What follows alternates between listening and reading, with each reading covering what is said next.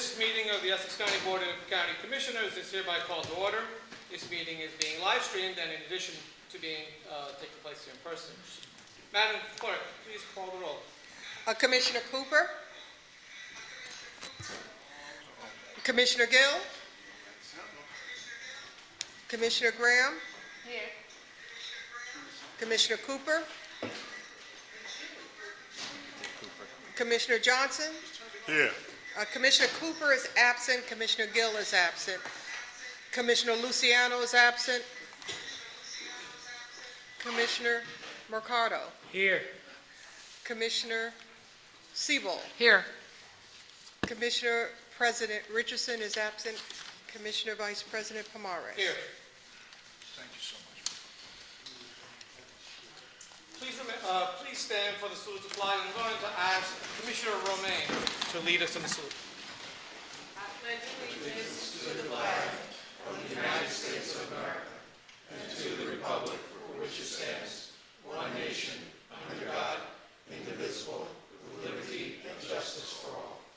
I'm going to ask that you please remain standing a moment of silence. In particular, we want to wish our dear colleague Wayne Richardson, who lost his sister Barbara Carter.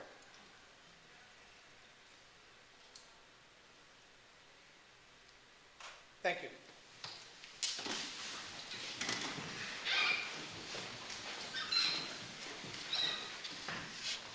I have before me certification from the clerk that this meeting is in compliance with the Open Public Meetings Act. Madam Clerk, are there any transcripts to be approved? Mr. Vice President, there are none. Madam Clerk, are there any topics for discussion? Mr. Vice President, there are none. Okay, let's move to public comment. Tonight's meeting is a combined conference board meeting, and we will vote on every item on the agenda. So if there's any member of the public who would like to comment on an agenda item only at this time, please come to the microphone, state your name, affiliation for the record. You will have 3 minutes to speak. There will be time later in the evening for public comment on any other items, so I ask that you please limit your comment at this time to agenda items only.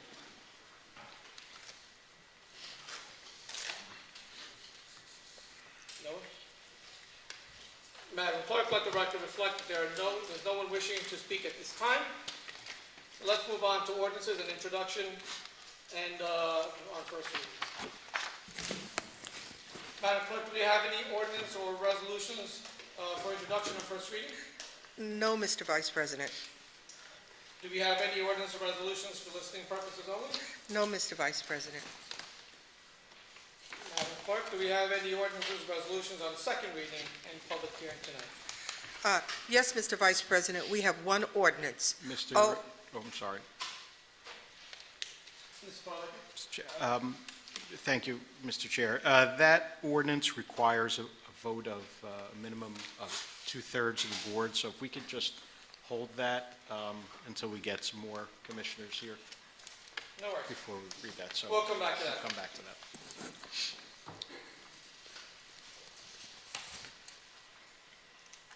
All right, so let's move on to resolutions. We'll go through resolutions 1 through 5. Good evening, Mr. Jackson. Good evening, Mr. Vice President, members of the board. We have some outstanding nominees for your advice and consent this evening. I believe not everyone is here at the moment, but we have 2 that I know of, and Mr. Dooley will let me know when others arrive. With your permission, I'll call you Mr. President this evening because you're running the meeting. May we go out of order on these based on who's here so far? That's fine, Mr. Jackson. The first nominee will be Ms. Khadijah Walker, who's being asked to join the Veterans Advisory Board. Ms. Walker, if you could come up and just tell the board about yourself and your interest in serving on the board.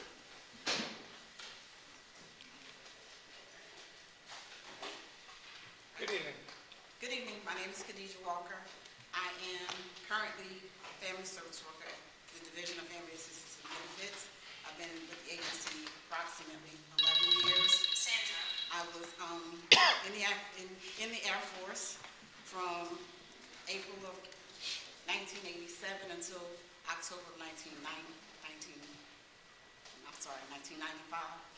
I've been working, trying to help, like, I reached out to Mr. Jackson and asked to be part of the Veterans Board because of the service that I have with the county, and I see how they can come to the, to our department to get services, and we are not able to give them the proper information so that they can get the assistance that they require.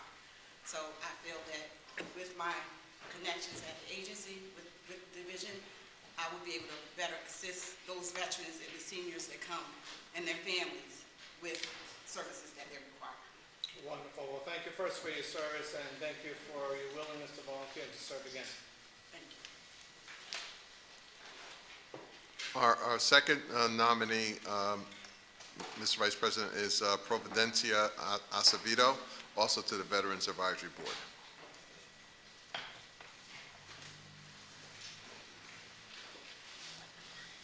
Good evening. Good evening.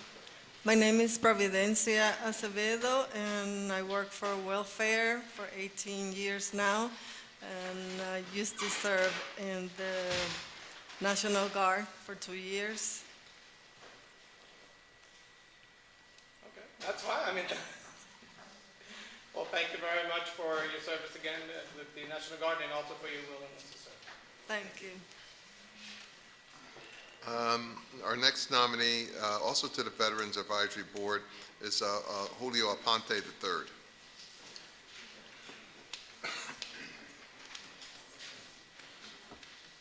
Good evening, Mr. Aponte. Hey, good evening, Vice President. Good evening, board members. My name is Julio Aponte III. I hail from East Orange. I am a Navy veteran, 12 years. I'm also a Presidential Service Badge recipient. I served, I came there with the Obama administration. I'm currently now the Vice Chair for the New Jersey State Dems Veteran Caucus. So I'm excited and honored to be part of the Essex County Veteran Advisory Board. So I want to say thank you to each and one of you, Mr. Jackson and Mr. Rivera, for bringing me on board, and I can't wait to work with you. Thank you. Thank you, Mr. Aponte. Thank you for your service and for your willingness to join on this board and to serve again. Thank you, Mr. Pomares.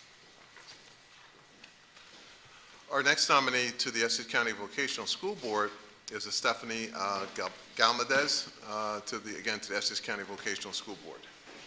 Hi, my name is Stephanie Galdemas, and I actually just graduated from NJIT this May, right here in Newark. Congratulations. Congratulations. Thank you.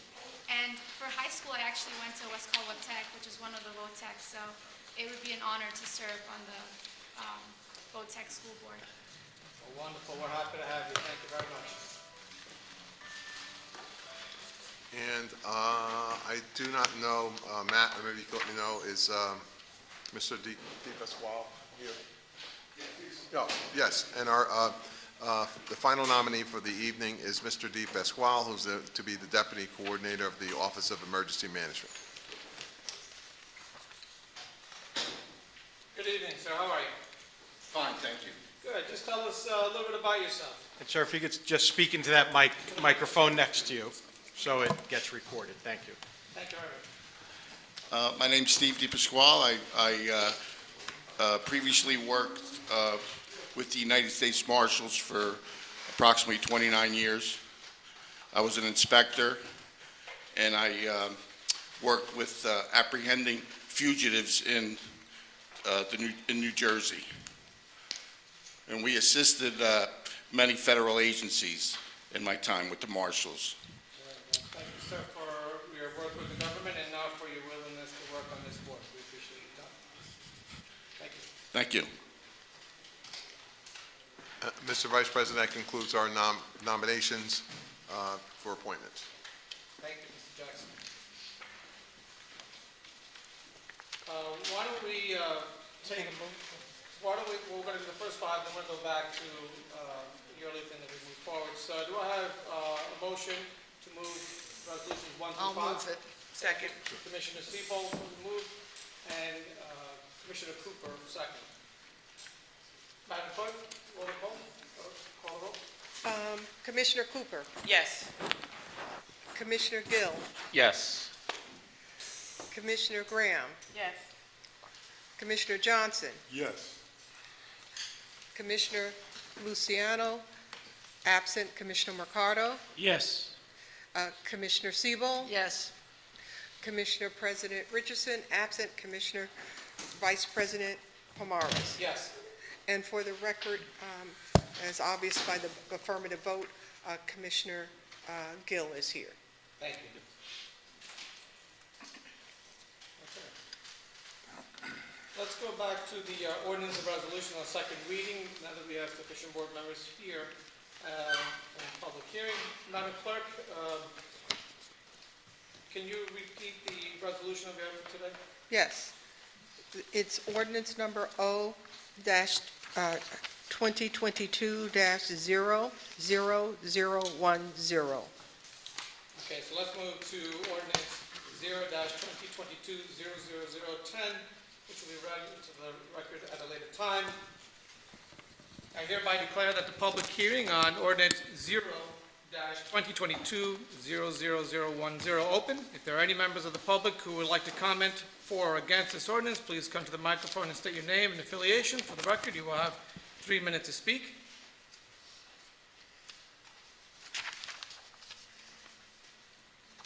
Okay, seeing none. Mr. McInerney, do you have any questions? No questions.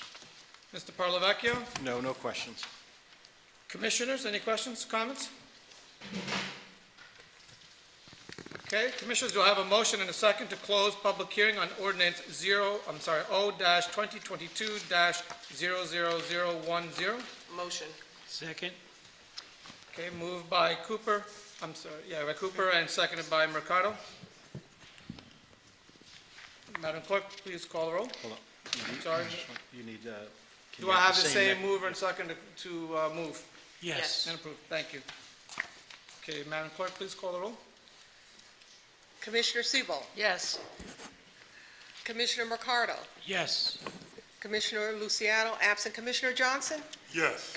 Commissioner Graham, Yes. Commissioner Gill, Yes. Commissioner Cooper, Yes. Commissioner President Richardson, absent Commissioner Vice President Pomares. Yes. So moved. Thank you. Okay, let's go back to resolution number 6 through 40. Mr. Jackson. Mr. Vice President, I don't know how you want to handle these. We have a number of appointments to various advisory boards. Do you want me to go through each one, or just, I think we could take them all, if they're reappointments. Reappointments, yeah. Since they're reappointments that are already vetted by the board, I think we could just move them as one. Read them into a record. We'll read them into the record at a later time. Thank you. Mr. Parlavecchio, any questions? No questions. Mr. McInerney? No questions. Commissioners? Yes. Commissioner Siebel? I'm really so pleased to see so many people being reappointed. I know so many of them. Some of them I serve on the Open Space Trust Fund Advisory Board, so I know some of them so well. I'm also on the Environmental Commission, so I know some of those people well. And there are also others being appointed that I've known for a very long time. And I'm so happy that they're willing to give their time and their energy towards making Essex County even better. So thank you so much. And Thank you, unless someone else has something to say, I'll move it. Any other commissioners? I concur, Commissioner Siebel. There are a lot of wonderful people on here. We appreciate the fact that they're giving up their time again to serve another term. Thank you very much. Madam Clerk, we have Commissioner Siebel moving it, Commissioner Mercado seconding. Madam Clerk, please call the roll. Commissioner Cooper, Yes. Commissioner Gill, Yes. Commissioner Graham, Yes. Commissioner Johnson, Yes. Commissioner Luciano, absent Commissioner Mercado, Yes. Commissioner Siebel. Yes. Commissioner President Richardson, absent Commissioner Vice President Pomares. Yes. So moved. Thank you. Okay, let's go, Mr. Jackson, let's do 41 through 50. Yes, sir. These are a number of budget insertions. The first being with Department of Health and Division of Family Health Services for the year 2023. This is Special Child and Early Intervention Health Services in the amount of $2,325,206. It requires a match from us of $1.1 million approximately. Most of that comes from charging health fringe benefits of our employees to that we're able to charge as well, in addition, as well as the cash grant. Item 42, Department of Law and Public Safety. This is for county witness victim advocacy for the prosecutor's office, $974,086, and this continues their services for crime victims and their families. There is a match here of $243,522, which is salary and wages. Item 43, also Department of Law and Public Safety for the prosecutor's office, $107,522. This is for the Violence Against Women grant. It also has a match of $35,841, which is, again, met through salary and benefits. Item 4 is the Labor and Workforce Development grant, our New Jersey allotment. This is for DETTE in the amount of $8,097,518. There is no county match for this. And I should say $6 million approximately is for TANF, and another $2 million, $2.1 million is for SNAP. Item 45, Department of Labor and Workforce Development. This is the WEHA grant in the amount of $1,126,423. There's no county match. This is for job training, vocational skills, and core skills. This is the youth allotment, I should add. Item 46 is the adult allotment of the same grant in the amount of $2,344,605. Again, this is the same, providing job training and vocational skills, core skills, and this is the adult allotment. Item 47, Labor and Workforce Development. Again, this is for our LINK program in the amount of $46,000. This provides adult literary services, ESL, workplace literacy, and this is with our Learning Link program at 50 South Clinton, and there's no county match. Item 48, in the amount of $12,971, Department of Law of Labor and Workforce Development. This is for the WEA data reporting and analysis portion. This grant covers the cost of the system that we use to collect data and manage the program. And again, for this one, no county match. Item 49, Department of Law and Public Safety. This is a body armor replacement program in the amount of $5,874.34. This is for our juvenile detention center officers. Item 50 is for within our 2022 budget, and this is inserting $5 million into the budget to partially cover the cost of the Cherry Blossom Welcome Center at Branch Brook Park. And that concludes the budget insertions, Mr. Vice President. Thank you, Mr. Jackson. Mr. Parlavecchio, any questions? I don't have any questions. Mr. McInerney? No questions, Mr. President. Commissioners, any questions or comments? Commissioner Cooper? Thank you, Mr. President. Just a quick question. Please speak into the mic. Thank you, Mr. President. A quick question for item 50. Is that for a new building, new construction, or renovations? That's a new building, demolishing the existing building and a brand new building. Thank you. Commissioners, any other questions or comments? Do I have someone to move? So move.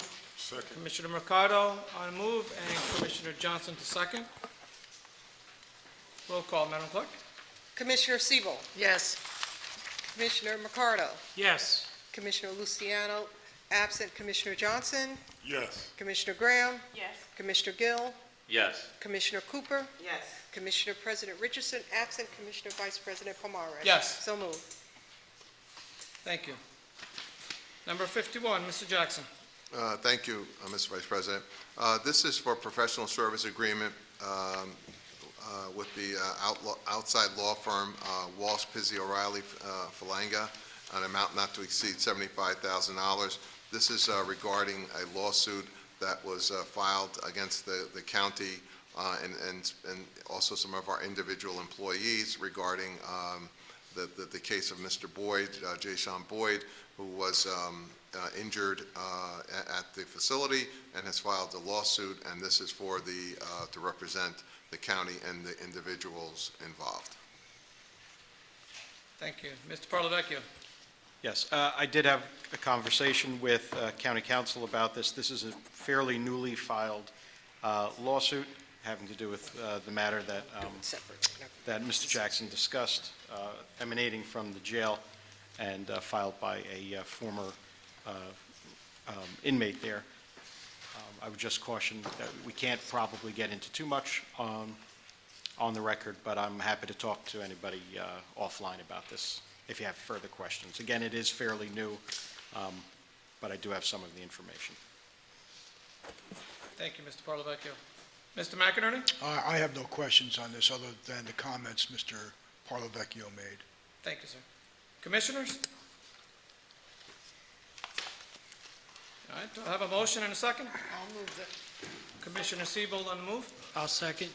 and Commissioner Mercado the second. Roll call, Madam Clerk. Commissioner Cooper? Yes. Commissioner Gill? Yes. Commissioner Graham? Yes. Commissioner Johnson? Yes. Commissioner Luciano, absent Commissioner Mercado? Yes. Commissioner Siebel? Yes, Commissioner President Richardson, absent Commissioner President, Vice President Pomares. Yes, So moved. thank you. Number 52, Mr. Jackson. Mr. Vice President, item 52 is with with the JDC. This is the software program that maintains the data of the residents who are there, booking information, medical education, demographic information, et cetera. It's for a 24-month agreement and an amount not to exceed $36,616, and it was a result of a publicly advertised, fair, and open RFP. Thank you, Mr. Jackson. Mr. Parlavecchio, any questions? No questions. Mr. McInerney? No questions. Commissioners? Okay, do I have a mover and a second? So moved. Thank you, Mr. Mercado. Commissioner Mercado to move, and Commissioner Cooper seconding. Yes. Roll call, Madam Clerk. Commissioner Cooper? Yes. Commissioner Gill? Yes. Commissioner Graham? Yes. Commissioner Johnson? Yes. Commissioner Luciano, absent Commissioner Mercado? Yes. Commissioner Siebel? yes, Commissioner President Richardson, absent Commissioner Vice President Pomares. Yes. So moved. Thank you. Number 53, Mr. Jackson. Mr. Vice President, this is a contract with Panorama Tours, an amount not to exceed $50,000 dedicated to our Division of Senior Services, and this is primarily used for transportation for our Senior Wellness Day, and again, a contract a one-year agreement not to exceed $50,000. Thank you, sir. Mr. Parlavecchio? I don't have any questions. Mr. McInerney? No questions. Commissioners? Motion? Anyone? Motion. Let's give it to Graham. Commissioner Graham, second. And Cooper? Yes. Roll call, Madam Clerk. Commissioner Siebel? yes, Commissioner Mercado? Yes. Commissioner Luciano, absent Commissioner Johnson? Yes. Commissioner Graham? Yes. Commissioner Gill? Yes. Commissioner Cooper? Yes. Commissioner President Richardson, absent Commissioner Vice President Pomares. Yes. So moved. Thank you. Number 54, Mr. Jackson. Mr. Vice President, Mr. Woods will handle this item. Thank you. Good evening, Mr. Woods. Good evening, Commissioner, Vice President, and Commissioners. I'm here for item 54, which is a transfer of a continuum of care grant responsibilities to a nonprofit agency, which would be Covenant House, for the 2021 program year, funds and beyond. The Division of Community Action, which I work, maintains the continuum of care planning portion of our homeless management strategy, and through that, we apply to the federal government for funds each year through a competitive process. Years and years and years ago, we administered, up until this day, we also administered this program, which houses formerly homeless individuals with various different needs. Could be mental health, could be substance abuse, whatever their disability may be. However, though, in the recent years, we have not been able to provide any of the case management. It doesn't come through our office. It's provided by this nonprofit. So we're looking to sever that responsibility since we are the collaborative applicant. Also, maintaining the program puts us in an awkward position where we have to also put together all the applications and also do the grant responsibilities for an application that honestly is not a tremendous amount of administrative dollars coming into our office. With all the other programs, the COVID-related programs and all the other homeless programs that we have, it's been harder and harder to administer that program. And since we actually don't provide the case management nor the housing, we're looking to sever the contract and allow for that nonprofit to take it on our behalf. Okay, thank you, sir. Mr. Parlavecchio. I don't have any questions.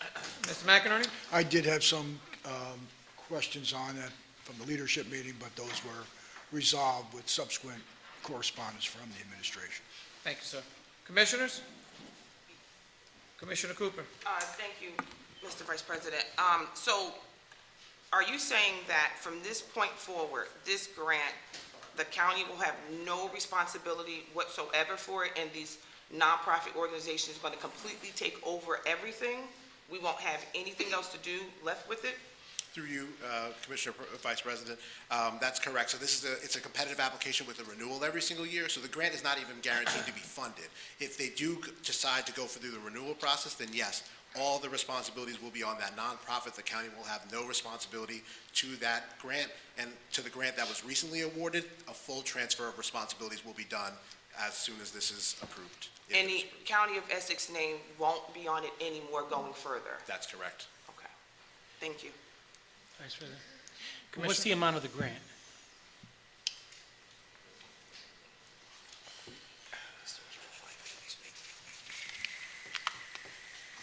I apologize, I don't have the exact amount of the grant. I can get that to you in writing, but the amount of the administrative funds that's coming to the county was $16,594, but I can get the overall grant amount for you. Okay, thank you. Any other questions, Commissioners? Cooper? I do. Within your fiscal impact section, it refers to another employee that sounds like they somewhat work on this grant. Will that person be impacted with us transferring this grant fully to the nonprofit organization? Through you, again, Commissioner Vice President. No, there won't be any impact because of other homeless grants that we've received, an increase in the admin that we get in every single year through this exact process. It's completely absorbed through other sources, so there will be no impact to that individual employee. Thank you. And just so we could just be clear, so the services continue, just not under this grant, is that? Yeah, so what would happen is that, again, the competitive process is actually just started, it just got released. They will apply for a renewal, and then they will apply individually. The consumers will not lose their housing. They still have a year's worth of funding from the previous year that will be running. This will be for they call it 2022, but it's essentially 2023 when it would be inserted into the federal budget. So for a year, we would just transfer over the responsibilities, and if they're funded ongoing, it would be their responsibility from that on. Okay. Thank you. Any other questions, Commissioners? Do I have someone to move? Motion. Thank you, Commissioner Cooper, and moves. Second? I'll second. Thank you, Commissioner Graham. Roll call, Madam Clerk. Commissioner Cooper? Yes. Commissioner Gill? Yes. Commissioner Graham? Yes. Commissioner Johnson? Yes. Commissioner Luciano absent. Commissioner Mercado? Yes. Commissioner Siebel? Yes. Commissioner President Richardson absent. Commissioner Vice President Pomares? Yes. So moved. Okay, thank you. Mr. Jackson, let's take 55 through 60. Certainly, Mr. Vice President. Mr. Zates will handle these items. Thank you. Good evening, Mr. Zates. How are you? Joshua Zates, Essex County Parks. Good evening, Commissioner Board. I'm doing well. Number 55 is the approval of our community-based deer management plan permit application. We do have our deer management consultant, Dan Bernier, as well as our environmental center director, Tara Casella, here to give the board some details and specifics. Thank you.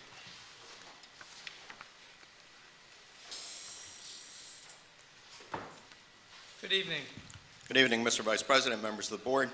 I'm happy to appear before you again tonight to talk about the Essex County Deer Management Program. So just please state your name for the record. So it's on Sorry, record. Daniel Bernier, Wildlife Management Consultant. Thank you. The Essex County Deer Management Program continues to be perhaps the premier deer management program in the state of New Jersey.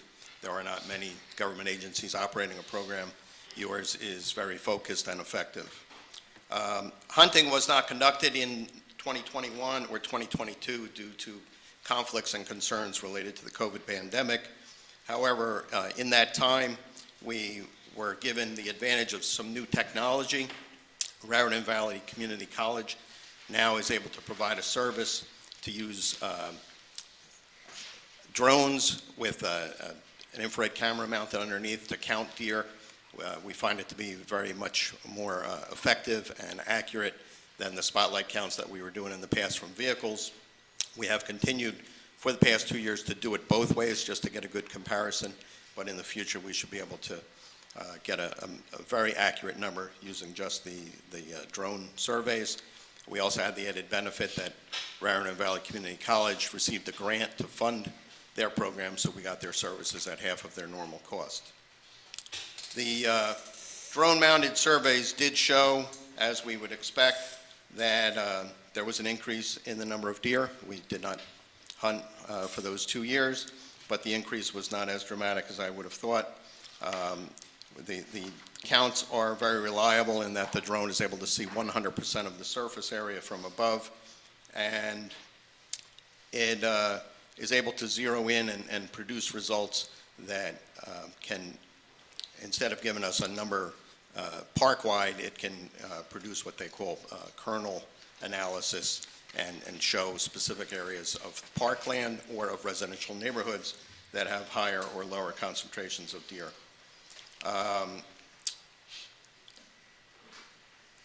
The results show that the overwintering density of deer, meaning the numbers that we expect to see as we head into this coming winter, would be at South Mountain Reservation, 37 deer per square mile. The recommended density in a healthy forest is 20 per square mile, so South Mountain's almost at double for a healthy forest, but of course, South Mountain is not a healthy forest because it has been so badly impacted.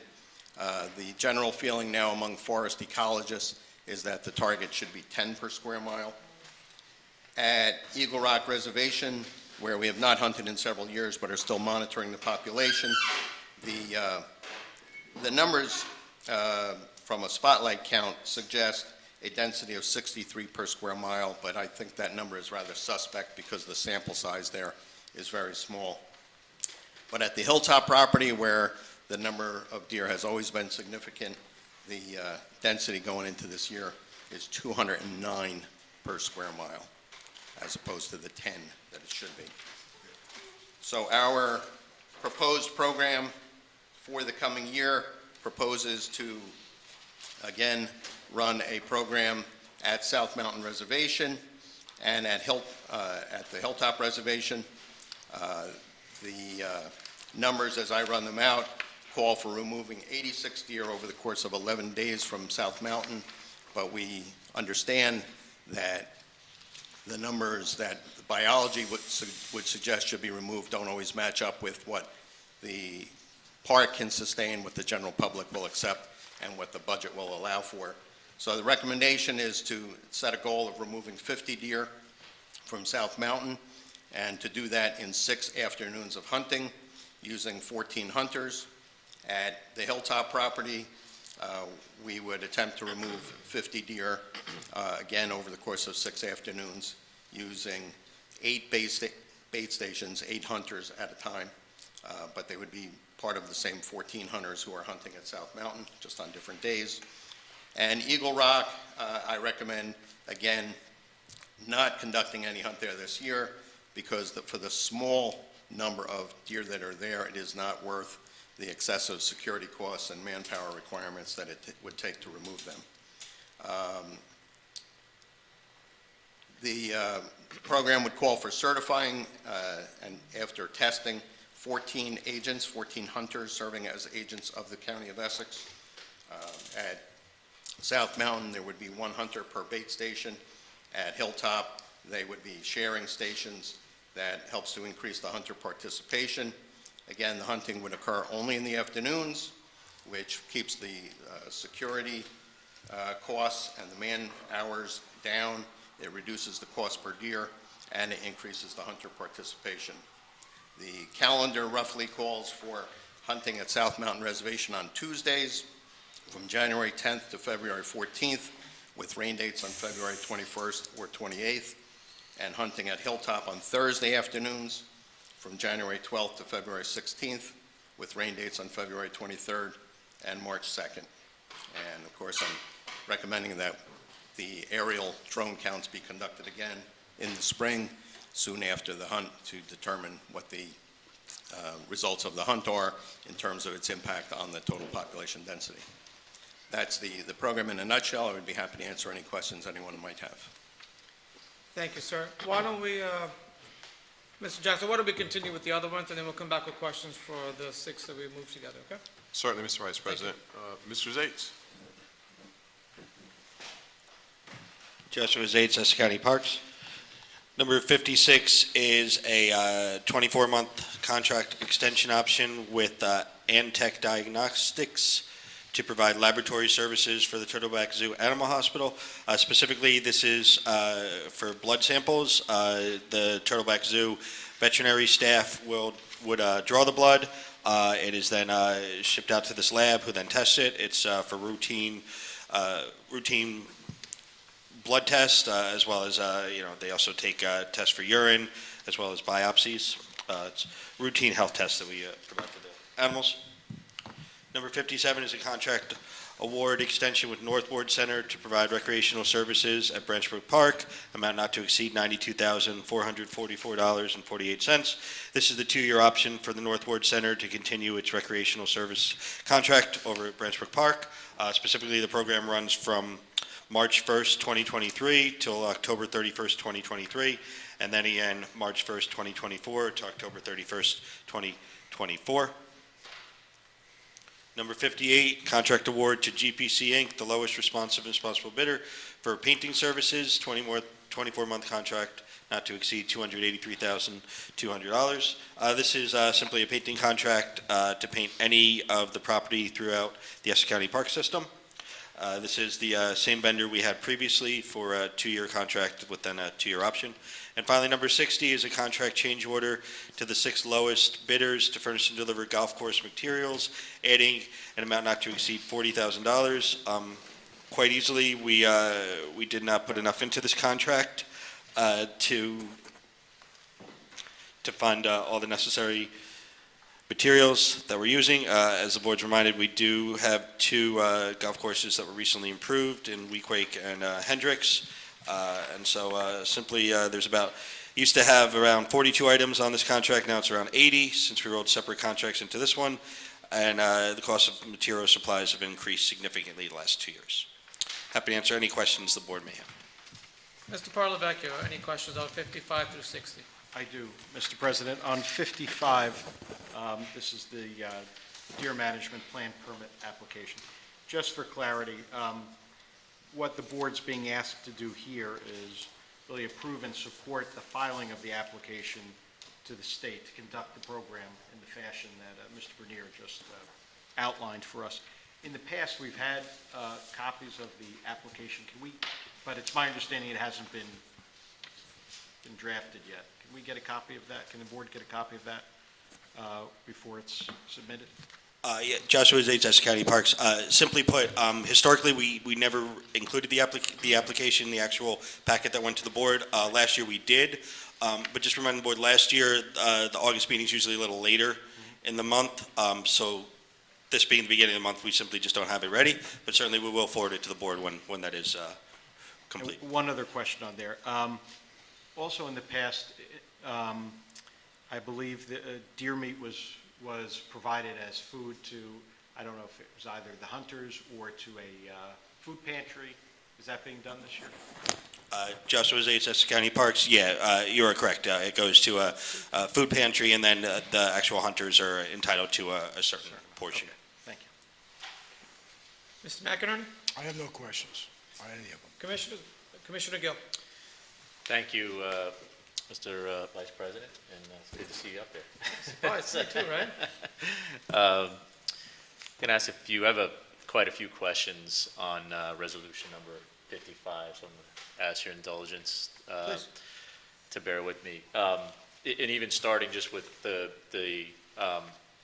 which I'm just confused about with what the council just said, because we just heard testimony that said we don't historically get the application, but we did get the application last year, which means we have gotten that application in the past, and now we're being asked to vote on this with, again, misinformation.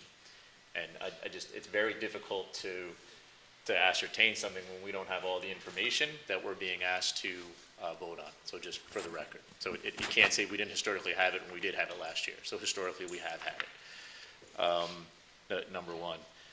So these are through the administration, and whoever's the appropriate person to answer these questions. Can you point to, in the information that was provided, what actual data and evidence there is to support culling and the hunt? Can you point to the specific data that's in this, in the information that was provided to us that supports the hunt as a method? Through you, Mr. Vice President. Commissioner Gill, Please state your name. For the record. Daniel Bernier, Wildlife Management Consultant. Thank you.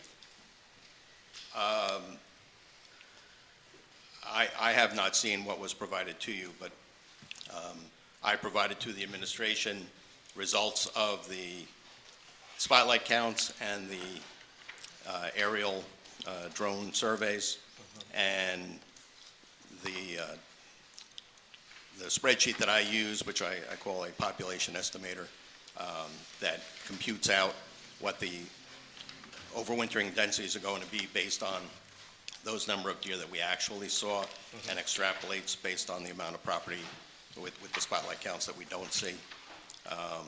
And then we use data from previous hunts to determine the level of effort it takes to remove a certain number of deer, and that leads us to the numbers of how many days we should hunt and how many hunters we should put out there.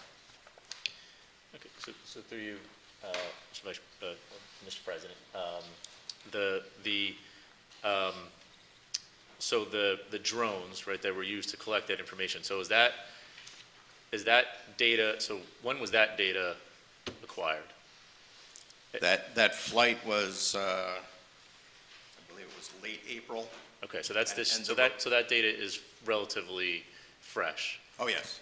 Okay. And the report, if you have the opportunity to read it, is very concise in explaining, and this again is by staff at Raritan Valley Community College, including the director of the project there, Dr. Jay Kelly, who is one of the leading forest ecologists in New Jersey.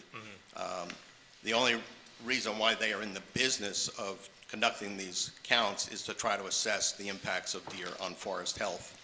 And he gives a very good explanation of densities and what forests can sustain, and makes a very clear statement that the population at South Mountain and Hilltop is, well, in this case, this year he was only able to do South Mountain, but last year Hilltop as well, Right. that the population is very high. Okay. So, thank you. So through you, Mr. President, so the actual, and so just so I understand, we have the application, which we haven't seen, which we have seen in the past. That's the meeting that is supposed to happen on the 15th. Is that? Mr. President, Mr. Vice President, if I could explain. And then we have this document, which came to us at about 3 o'clock this afternoon. So so to be fair, I haven't had time to digest all of this because we got it 2 hours ago. Right. So in the past, you had that document, this document the right version here of that document Right. for this meeting. It was only last year that you had the actual application. That application takes several hours to prepare. That doesn't happen until after I am put under contract, which I have not yet been for this year. Fair So enough. last year we did it, you remember that we were conducting some special meetings with some residents. We got ahead of it because of that. Okay. But typically, the application is not prepared until after your vote because you're authorizing the Department of Parks, Recreation, and Cultural Affairs to allow me to prepare that application. Yeah, fair enough. Can I ask you a couple more questions, Mr. President, just on some of the data? We're here to ask questions, Commissioner. That's right. Thank you. We had mentioned car collisions as one of the reasons for the hunt and for the culling of these deer. Do we have any data on that points to how many specific? Yes. Car collisions? Okay. The permit application form requires data in several different areas, and one very specifically is related to motor vehicle accidents. The submissions that we make for that portion are rather extensive. Okay. It includes a spreadsheet that we get from your Department of Public Works and Engineering. I don't know if I have that correct, but your county engineer each year provides me with a document that shows the number of deer carcasses picked up along county roadways by roadway. It's very specific, and it's divided by month. And it's those numbers that we supply to the state. That's part of their decision making as to whether or not to grant the application. So that, again, so that data then gets inserted into the application? That's part of the application. Okay. So we will get, again, and through Mr. President and through our council, we will get this application for review, assuming this, this passes. I'm sure you're going to find it shocking. I will not be voting for this. But assuming it passes tonight, then we will get that information as a next part of this process. So I guess to the administration. So, I guess that Mr. question to Jackson, the administration. can we ensure that we get this information, that Commissioner Gill is, and that everyone gets it? Yes, Mr. Vice President, and I just want to just reiterate what Mr. Renier is saying, is that this is a request for him to prepare the application. So for him to have the application prior to your approval would be disingenuous on our part. So we're asking for the ability, when he gets a contract, then he'll be able to go ahead. Understood, and I think Yeah, we got a little wanted to- clarity on the process now, so I yeah, think just wanna we're make that clear. Yeah, good with that. and through you, Mr. President, I think since we had it last year when we voted on, there was a lot of data in it, the kind of the data that I'm going to tonight that was able to determine, because I'm not, again, this is just maybe a difference of opinion, I'm just not sold that that killing these animals in the way that we do in the hunt is the most humane way to handle this situation, and particularly between the traps themselves, and in the fact that we're still doing this in the same manner over a 20-year period that we've been doing it for some time. So it just, there's a lot of information that we'll continue to bring to the administration on other ways to do this and new ways to do it, that I think can be as effective. But specific to that question, I think I kind of understand the process, but was confused because we did have access to that information last year when making this decision. And I also am struggling with even the way that the data is collected. I'm not, again, trying to disparage any of the academics who you worked on to get the data from, but how that data is collected and the reliability of that data is, I still have some serious questions about. So those questions have been answered, and I appreciate that. Thank you. And again, it is not meant to be critical of anybody who has worked on this, but I just think we need to move in a different direction in how we execute this program. So Thank you, Mr. Commissioner. Let's go with Commissioner Siebold and then Cooper. Thank you. First of all, I did read the information when I received it by email today, and I also read it tonight before you gave your presentation. And I'm just curious about one thing. First of all, this is just about very, very similar to what we've done successfully in the past.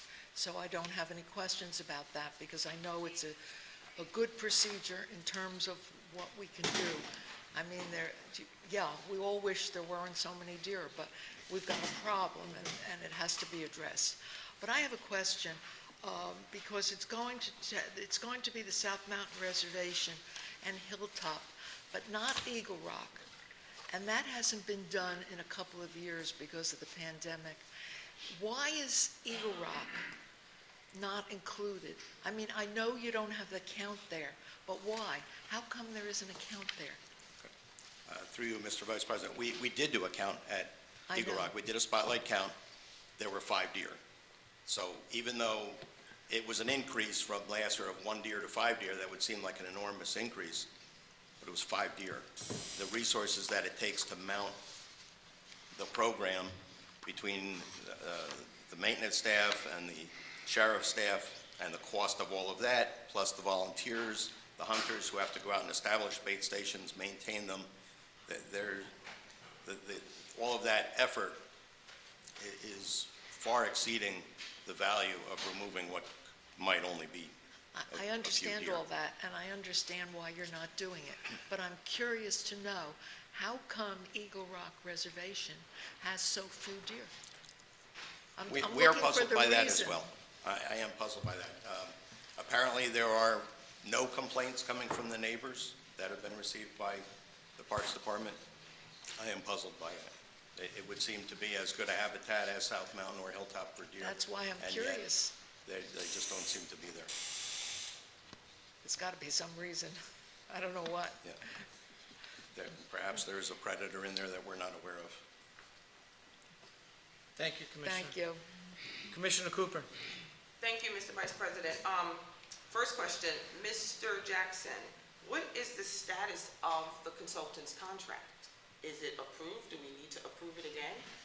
Well, tonight, you would be allowing us to make the application. So that is what you're allowing us to make the application, then we would come back to the board with what's his name, with the contract for Mr. Bennett.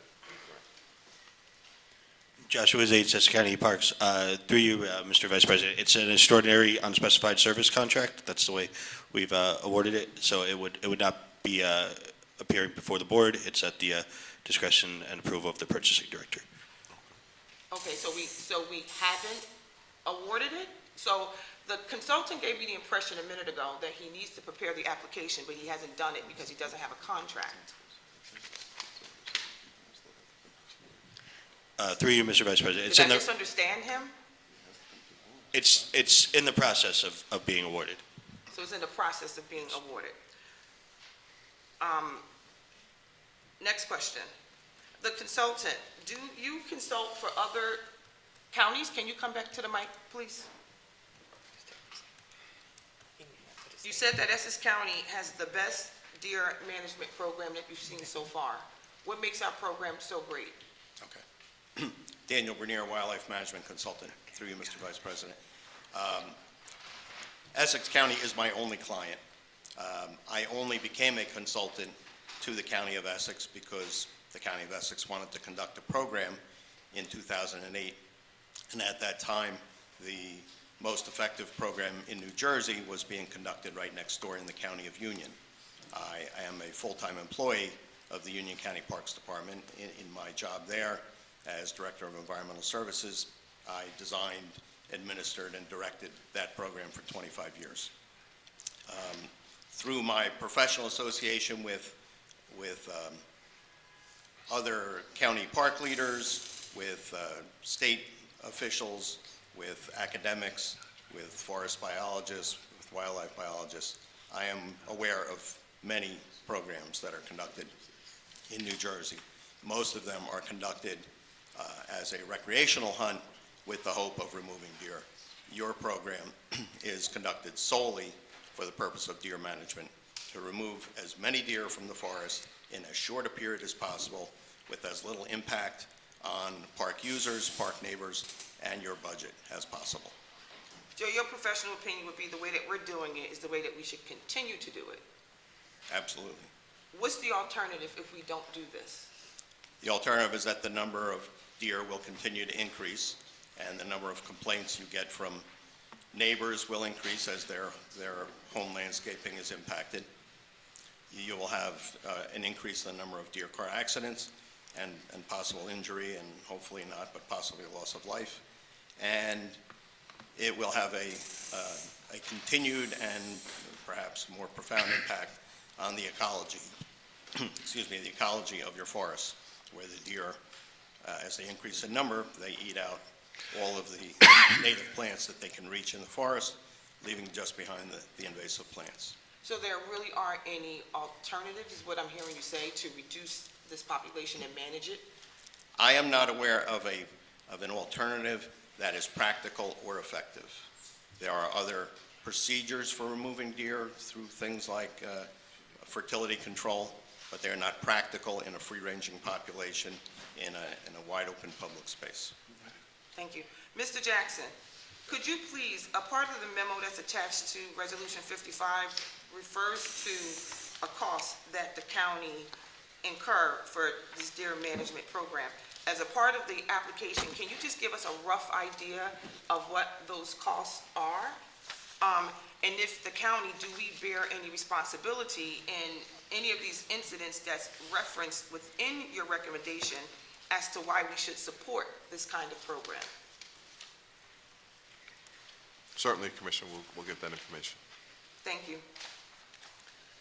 Oh, Commissioner wait, Gill? wait, one more thing. I'm sorry, It's Commissioner Cooper. important that, just like a lot of issues that we deal with on our agenda that our constituents are passionate about, this is an issue that we get a lot of phone calls and emails about as well.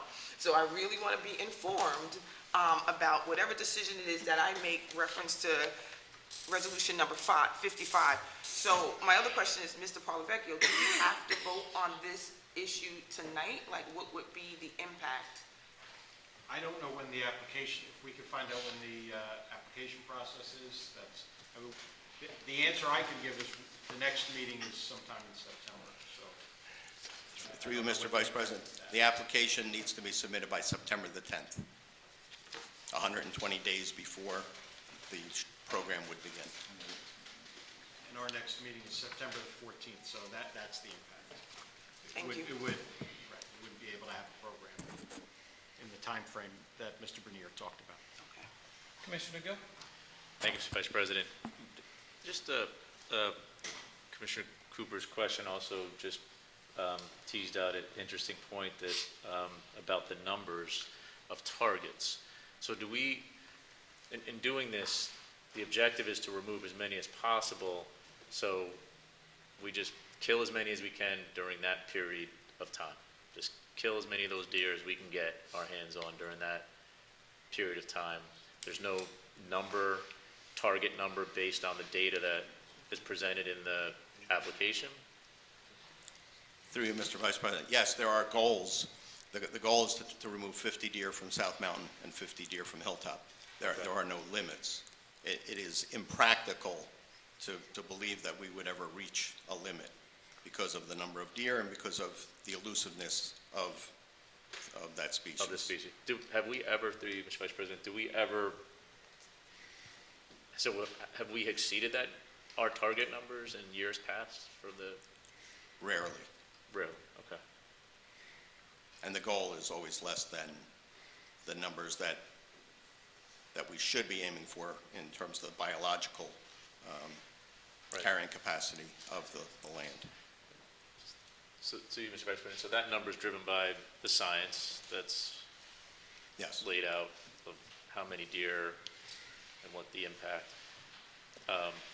And is there data around then, understanding that we have constituents on both sides of this issue, but in terms of the impact on the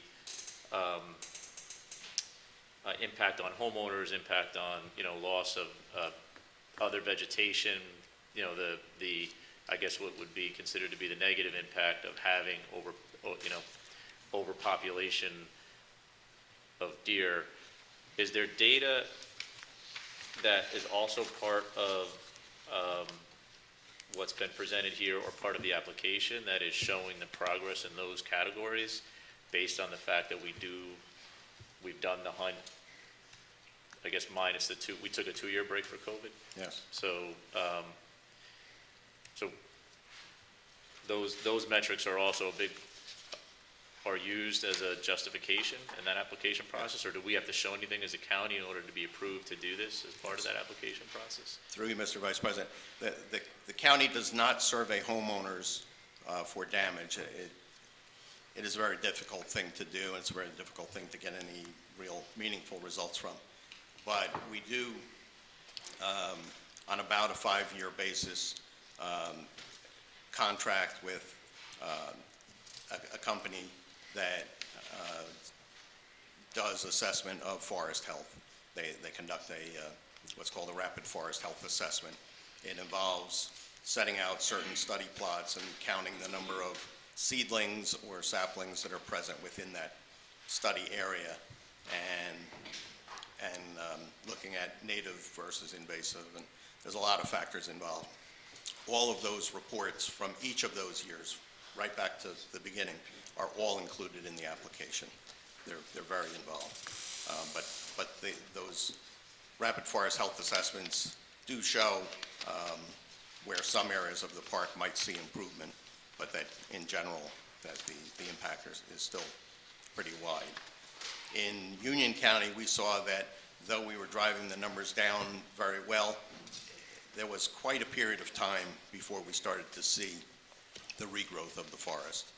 It's not instantaneous, but it did become evident after a while, particularly in certain areas, that the forest has filled back in with a lot of small seedlings that would previously have been completely consumed by the deer. Thank you. Commissioner Cooper. Considering that we need to vote on this tonight, based upon the dates that you just gave us, what does the 50 at each site represent? What percentage of the total number does that 50 represent? Is it 10%, 20%? At South Mountain, the numbers suggest that there are 118 deer, that there will be 118 deer this winter. And at Hilltop, there will be 92. South Mountain, we think we'll have 118, but it should have 32. Hilltop, we believe will have 92. It should have 4. Hilltop is a much smaller piece of property than South Mountain. Did I hear you correctly that the data would suggest that we should be targeting more than 50, but you came in more conservatively? Yes, because the calendar is only going to allow so many weeks of hunting before you get into March, when the parks, the weather warms up, the parks get busy. You don't want to have hunters out there and creating conflicts with an increased number of park users. Pregnant females are further along in their gestation period. You don't want to be removing them from the population at that time, just from a humane point of view. So the goal of 50 is based on based on past experience, how many hunters we know we can fit in the forest safely, separated from each other, and that the amount of time, we keep in mind these are all volunteers, how much time we can get them to commit to doing it. And the hunters we've had have been fabulous in terms of their commitment to the program, but these are people who have jobs, they have families, they can only afford to take off so many days from work. All of those factors are put into that.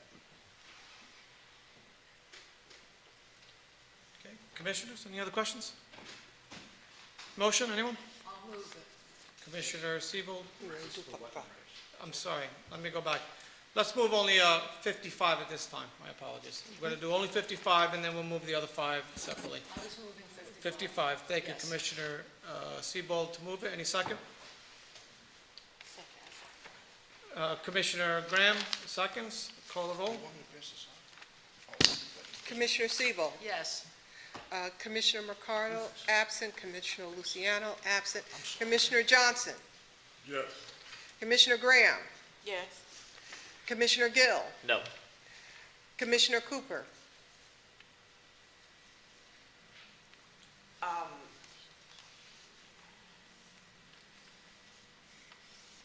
Yes. Commissioner Vice President Pomares. Yes. Commissioner President Richardson, absent. So moved. Okay, commissioners, let's now move 56 through 60. Do I have a mover? Motion. Thank you, Commissioner Cooper. Any second? Second. Commissioner Johnson. Roll call, Madam Clerk. Commissioner Cooper, Yes. Commissioner Gill, Yes. Commissioner Graham, Yes. Commissioner Johnson, Yes. Commissioner Luciano, absent. Commissioner Mercado, absent. Commissioner Siebel, Yes. Commissioner President Richardson, absent. Commissioner Vice President Pomares. Yes. So moved. Good, thank you. All right, Mr. Jackson, let's take, I see 61 through 70 are all through the Department of Public Works. Why don't we take them in that group? Certainly, Mr. Vice President.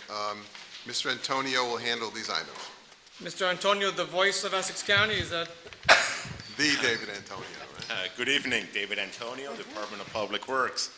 Item number 61 is a consent resolution to the Township of West Orange ordinance amending Chapter 7 of the traffic section, which will reduce the speed limit on Mount Pleasant Avenue between Prospect and Jones in West Orange to 25 miles an hour. Item number 62 is a contract award to Civicus Enterprises to construct the new Cherry Blossom Welcome Center at Branchbrook Park in the city of Newark. Civicus Enterprises bid was the lowest of the 6 received. This will be a 300-day contract. It will not exceed $9,890,000. And Mr. Harry Civicus is here to quickly run down the scope of work, introduce his company, and perhaps answer questions the board may have.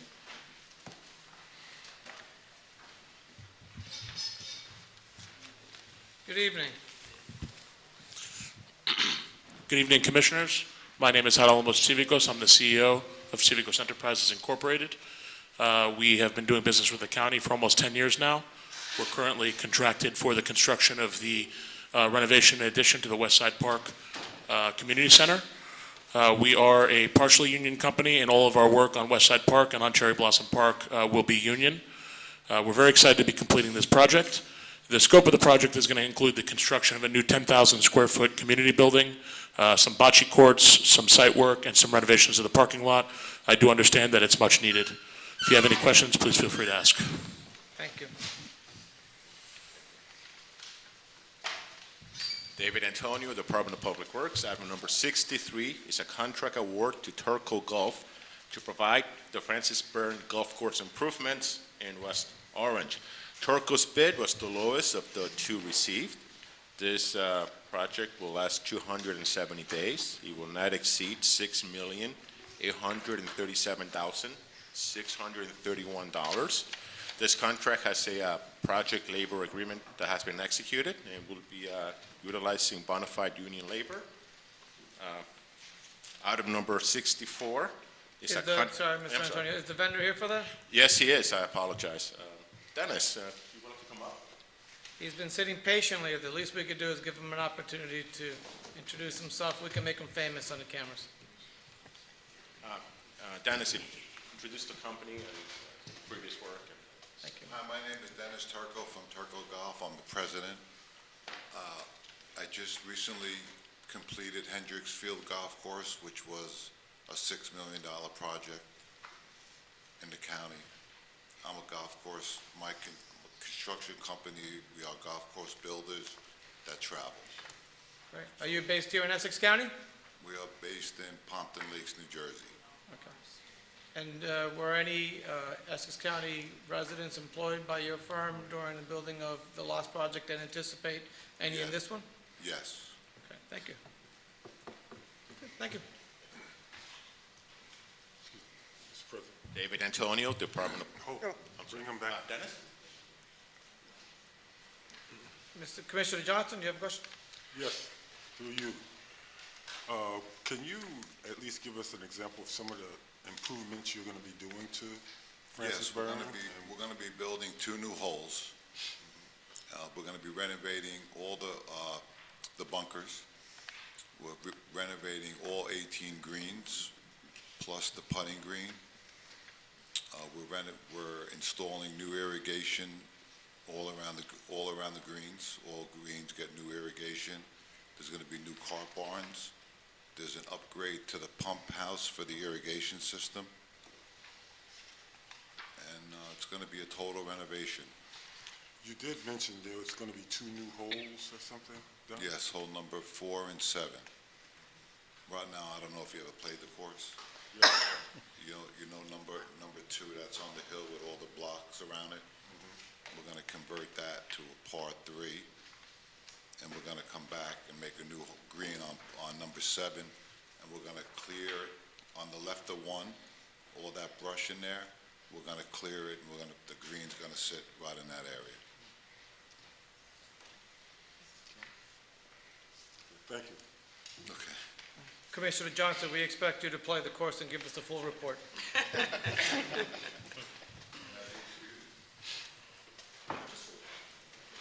Don't worry, I will. David Antonio, Department of Public Works. Item number 64 is a contract award to Prafco to provide roof replacement at the Essex County Correctional Facility. This is a 180-day agreement. It will not exceed $10,238,257. Prafco's bid was the lowest of the three received, and this project will allow for the removal and replacement of over 252,000 square feet of roof at the jail. Mr. Sharma is here to perhaps elaborate further on the project, introduce his company. Good evening, Commissioners. I'm Praveen Sharma from Prafco. As Mr. Antonio suggested, this project... Mr. Vice President, can you speak to the mic? A little faint. Thank you. This project involves replacement of 257,000 square feet of roof and completely down to the deck and installation of new roof with an extended warranty. As for our company, we have done several projects in this area, including the Federal Building from Raymond Boulevard and Route 21. In the Newark Airport, we have done Terminal A, and we are in the process of doing Terminal C at this time. Thank you. Mr. Antonio, does this affect the operations of the correctional facility, or is this done completely from the outside, the work? Yes, it's all going to be from outside, but of course there will be logistical issues. Some inmates might have to be moved. That will be worked out with the facility. Okay, great. So there's a full plan for how to do this because of obviously the sensitivity of moving folks around? Yes. We actually have done two projects at Rahway State Prison, and we are also currently doing Philadelphia Correctional Facility. Okay, thank you.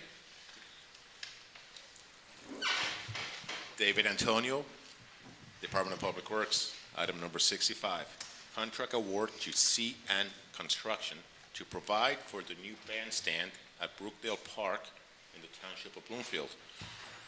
The bid submitted by CN Construction was the lowest of the two received. This will be a 90-day contract. It will not exceed $1,245,000. Sanco has joined us and will gladly answer any questions the board may have. My name is Janko Nikolsky with ZN Construction. Previously, we have done a couple projects for Essex County, in Brookdale Park Welcome Center. I'm sorry, a little louder because I'm having a hard time hearing up here.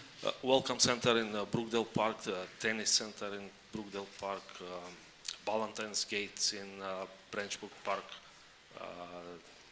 zoo, eagle exhibit at Turtleback Zoo. And this project is new bandstand and new electrical service for the same. I'm familiar with it as a Bloomfield resident. Tell me, are you in Essex County, are you based in Essex County, or do you employ Essex County residents? We're based in Bergen County, but we have some employees from Essex and also subcontractors from Essex County. Okay, great, thank you. Thank you. David Antonio, Department of Public Works. Item number 66 is to provide for the architectural services for the new building and improvements at Irvington Park. DeCara Rubino's proposal was the highest rated of the 7 responses that were received to this project's RFP. This will be a 12-month contract. It will not exceed $475,000. Allison Straka is here from DeCara Rubino.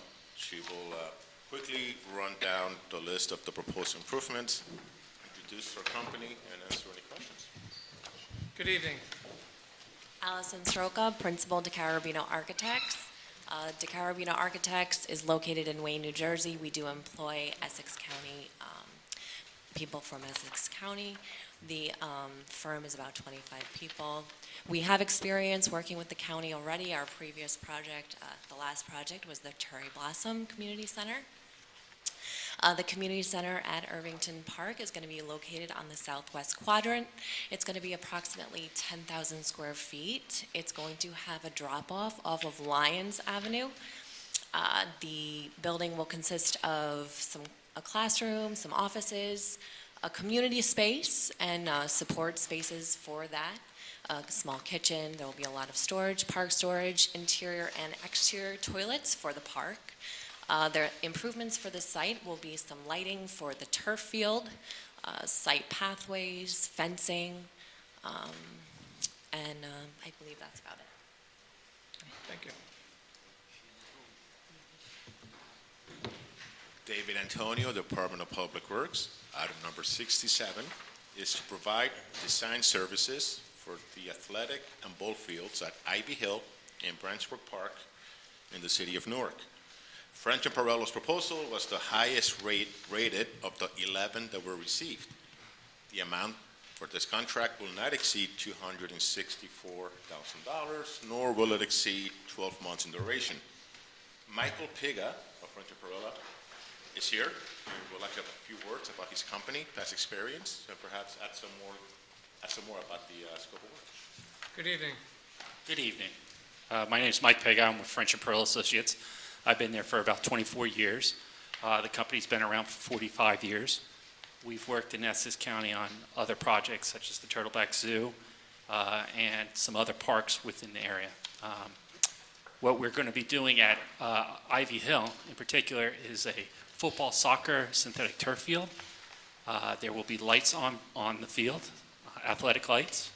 The existing ball field that's there, the Little League field, will be redone, and the basketball courts will be resurfaced. Then at Branchbrook Park, there is the existing softball fields behind the Welcome Center. We're going to be adding synthetic turf to the infields, upgrading the backstop and the dugouts, and adding some landscaping throughout. Wonderful. Can you tell us where your company is located, and do you employ Essex County residents? We're located in Wall, New Jersey, but we also have an office in Newark. Okay. We just opened it. Congratulations. Thank you. We hope to keep you busy. We hope to keep employing residents. That's right. Thank you. I have a question. Hold on, my apologies. Commissioner Mercado, I overlooked. He wants to ask a question. Yes, just one question. On the Branchbrook Park, behind the Welcome Center, there are 3 fields there. That's Now, correct. It's going to remain 3 fields? It's going to remain 3 fields. Actually, it's 2 softball fields and a baseball field. So yes, Correct. it's going to remain that. And they're all dirt fields, so you're going to surface them, you Just said? the infield itself. Just the infield, Yes. That's Thank- where the most wear and tear is, and maintenance too. right. Yeah, a lot of flooding and rain. Right. Thank you. Commissioner Mercado has extensive Little League experience, so he's going to report back to us on the conditions. That's where I played my first Little League game at. There you go. It's been very important to Commissioner Mercado. Mr. Antonio. David Antonio, Department of Public Works. Item number 68 is a contract award to Air Systems Maintenance Incorporated to provide for the replacement of air conditioning units at various county facilities. Those facilities include the Hall of Records, Leroy Smith Public Safety Building, and 50 South Clinton in East Orange.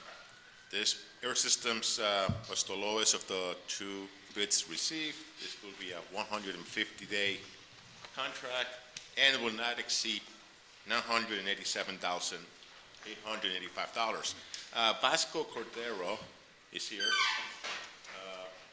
Perhaps he can answer any questions, introduce his company, and Vasco. Good evening. Good evening to all. My name is Vasco Cordero with Air Systems Maintenance.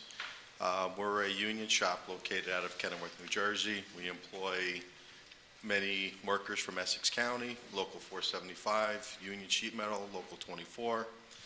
We do various work with Essex County, Hall of Records, Turtleback Zoo, a lot of projects with you guys. Always a good working relationship, and hope to keeping you guys cool throughout the summer with the replacements that we're doing here now. If you have any questions, please let me know. Very good. Thank you. Any Thank questions, you. Commissioners? Good. Thank you. David Antonio, Department of Public Works. Item number 69. It's a contract award to DIA General Construction to provide general construction services at various county facilities. This is a on as needed basis for asbestos and lead paint abatement. This is a contract that will not exceed $578,100. It's a 730-day contract. Unfortunately, Mr. Crew cannot make it tonight. He tested COVID positive. Unfortunately, otherwise he would have been here. Item number 70 is a contract award to Office Penny to furnish and deliver flags and accessories for the County of Essex. Office Penny's bid was the sole received. It will be in effect from September 1st, 2022 through August 31st, 2024, and it will not exceed $75,000. Mr. Antonio, can you tell me with the number 70, or Mr. Coltree perhaps, 'cause I know you and I have worked on this, are these the flags that we see for cemetery, for Memorial Day, or is this a different? Julius Culture Purchasing Agent, they'll be for any use that the Department of Public Works and Administration sees the need Okay. for. Great, thank you. Mr. Antonio, at Glendale Cemetery, there's that monument that the county erected for veterans, and in addition to every Memorial Day, they put the flags on the graves. But the monument have flags, and it's all different kinds of That's true. flags representing the armed forces. We may want to check into those and the replacement of those, okay? Definitely will do that. Thank you, sir. Mr. Vice President? Yes. Julius Culture Purchasing Agent. That's another bid that we go out for, that we do the smaller flags. A lot of the flags that we're using for this particular bid are for the flags that are on flagpoles, et cetera. In the buildings and monuments Yes. and things of that But nature. there is also, I think, and I think you're aware of it, Boy Scouts or a organization that go out and put the flags Yes. on the cemeteries. So that comes through a different, Different bid, yes. gotcha. Okay, thank you for the clarification. Thank you, Mr. Antonio. Mr. Parlavecchio, any questions? No, no questions. Mr. McInerney? No questions. Commissioners? Commissioner Siebold? Thank you. Many of the contractors who came before us tonight have done excellent work for Essex County in the past. So I would just like to commend them for the work they've done for Essex County and will continue to do for the future. Thank you. Any other commissioners? Great, so can I have someone to move 61 through 70? I'll move it. Thank you, Commissioner Siebold, seconded by Cooper. Roll call, Madam Clerk. Commissioner Siebold, Yes. Commissioner Mercado, Yes. Commissioner Luciano absent, Commissioner Johnson, Yes. Commissioner Graham, Yes. Commissioner Gill, Yes. Commissioner Cooper, Yes. Commissioner President Richardson absent, Commissioner Vice President Palmares? Yes. So moved. Thank you, Mr. Antonio. Okay, let's move on. Mr. Jackson, how about 71 and 72? Thank you, Mr. Vice President. Mr. Puglisi will address these items.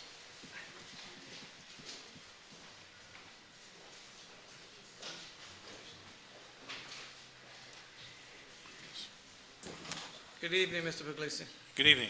Anthony Puglisi, Public Information. Item number 71 is a contract with Last Exit to maintain and host the county website. It's a 2-year contract, not to exceed $367,000. That contract is $132,000 for year 1, $135,000 for year 2, and then there's $50,000 each year on an as-needed basis if there's any redesign to that website. We have Mr. Mike Frangella, who is the president of Last Exit. They've had the contract for the last 20 years or so. He's here to answer any questions that you may have. Thank you. Good evening, sir. Good evening, Commissioners. Michael Frangiola, Last Exit Associates. Very proud to continue to do the site for all of you, and we're based out of Verona, New Jersey. Sounds good. Thank you. Any questions? He's a lot taller than me. Item number 72 is a contract with New Frontier. They were the highest rated proposal of 4 proposals that were received. The contract is a 1-year contract for $250,000. Over the last 2 years, we've had a couple campaigns that we've conducted, one being the U.S. Census in 2020 And then in 2020 and 2021, and through this year as well, is the pandemic. We've tried to reach out to residents in more unique ways than just traditional newspaper advertising. That's meant we've had to go through social media platforms, various websites, and it's easier to do that with the assistance of a company like New Frontier. Representing them tonight is their president, David Sorkin, and he can answer any questions that you have. Good evening, Mr. Sorkin. Good evening, Commissioners, Mr. Vice President. David Sorkin, New Frontier. We're an ad agency based in downtown Millburn, New Jersey. We employ 4 Essex County residents out of our 7 employees, and we're excited to work with the county. We've got extensive experience in media planning. We've got good relationships with all the local media, and we're looking forward to working with you.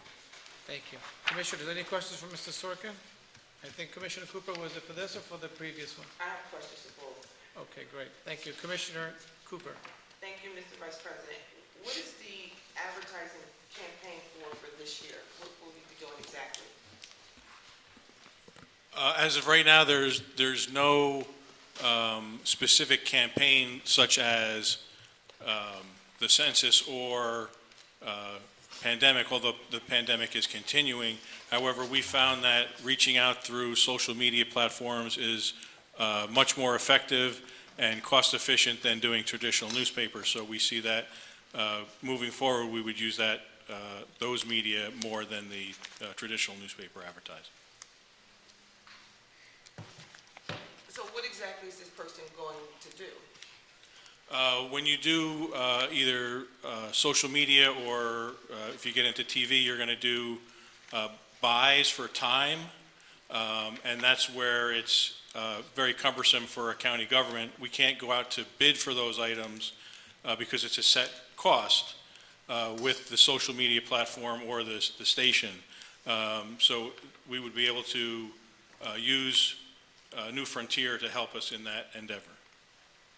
So the Facebook ads and other things that I see coming from the county, this firm is going to be doing that?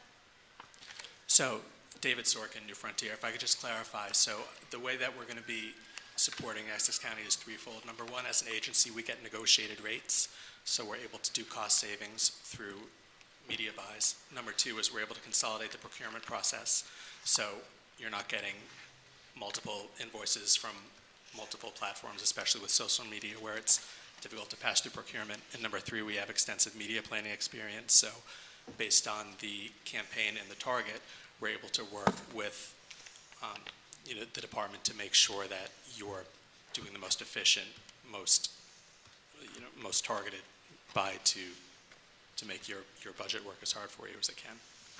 So, but right now, we don't have anything specific, or is it just going to be like the general outreach push for the county? Anthony Puglisi, Public Information. It would be a general outreach for the county at this point. Mr. Puglisi, the other thing I want to point out is the Department of Engineering that was just up here. Do I have the department right? No. Public Works. They do a fantastic job, and Mr. Jackson, I want to commend them. They always provide everything to the resolution. All the bids that came in, the prices, the scores, and everything is always attached to their resolutions. So with your resolutions, you referenced that you got bids from other people, but the prices for those other people are not within resolution number 71 or resolution number 72. Can you amend that in the future going forward, that it's like the Department of Public Works resolutions, so that it's consistent, please? Yes. About to say, Mr. Commissioner, I think I have an answer for that because this question has come up before. Public Works is dealing with bids, right? So they have to do it on price. These sound like they'd be more like RFPs, so you probably don't even get to the price if they score. And I'm going to look at Mr. Coltree. If they open them, not that you're not entitled to it, but I'm just giving what I think is the reason. If they score all of the different proposals, they're only going to look at you may not look at all the prices, but that's my educated guess. Julius Culture, purchasing agent. Through you, Mr. President, when they go out for an RFP, there is managerial, technical, and price. The price is weighted the lowest. So if you have a person who is very low in their price, but they've never done any technical information or managerial, they will be rated lower than someone who has a higher price, who has done significantly work in various areas that we're going out for an RFP. I completely understand all of that. But what I am requesting is that when we are doing an RFP, is there a way that we could put that communication together in here? Because we just voted on, one of the things that I get from constituents is that we're awarding and handing out a lot of contracts, right? To a lot of vendors that do tremendous, magnificent work. And I always like to be able to defend and support that this person was awarded this contract based upon the experience, the things that you just described, their past experience working within that area. So although their contract may have been higher versus someone that's lower, the lower person might not have had the experience. So for me, that's helpful. Mr. President, through you, Julius Coultry, if you see on my decision memo, but in the future, I will give you a price for each one of these. And if you noticed here, the rating was 162 for Frontier, Publicis was 149, and it gives the different ratings. However, in the future, we'll be glad to give you a price for each of them. Thank you. Commissioner Gill. Thank you, Commissioner Cooper, and thank you, Mr. Vice President. Just a quick question on the listed on the documentation. So the contract percentage, is that the percentage fee for the firm that's listed on in the supporting document where it says the scoring gives us New Frontier 162, Publicis 149. Next to it says contract percentage. Is that the fee for the firm based on the buys? Or maybe I should take a step back. That's what I thought it was, but is that just the contract? What is that? That is, I believe, the percentage that they're going to. Okay. So this is, Yes, that is the percentage. okay. So this is $250,000 for we don't know what the campaign's going to be. New Frontier is just going to do the placements. Are they also doing the content development for whatever this?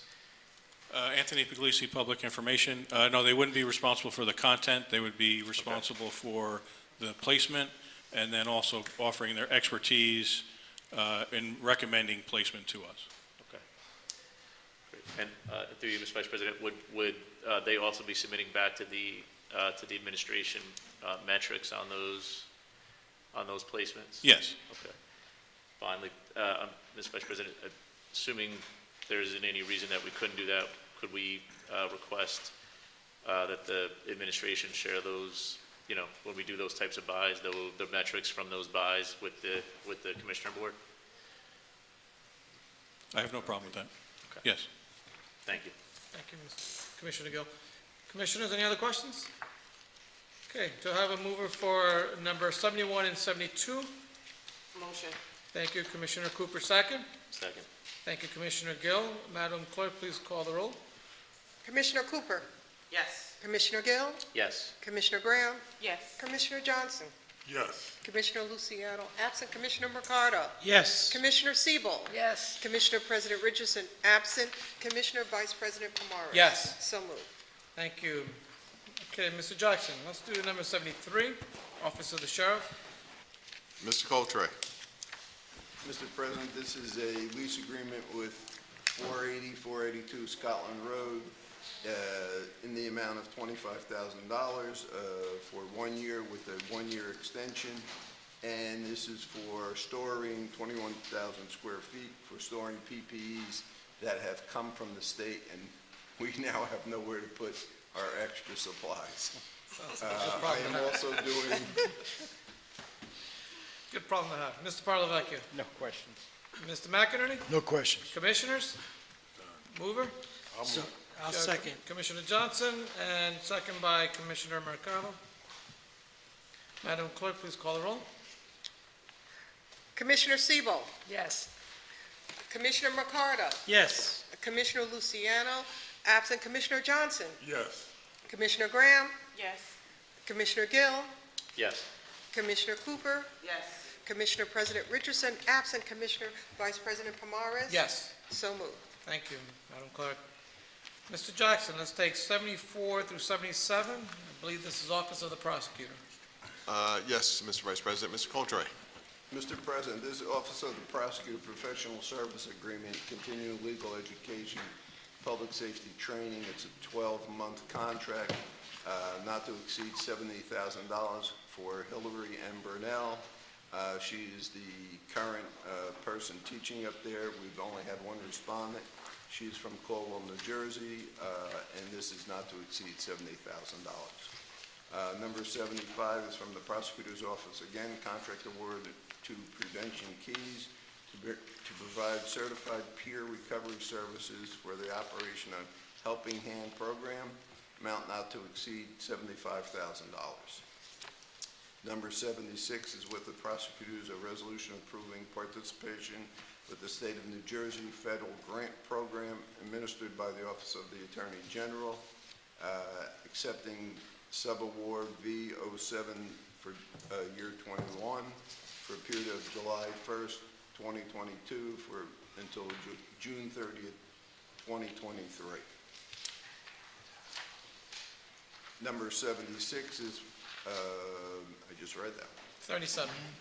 Number 77 is with the Prosecutor's Office. Again, it's a grant program administered by the Attorney General's Office, and for a period of July 1, 2022 to June 30th, 2022 for domestic violence and their families to prevent the program, to prevent participation against families. Thank you. Mr. Parlavecchio?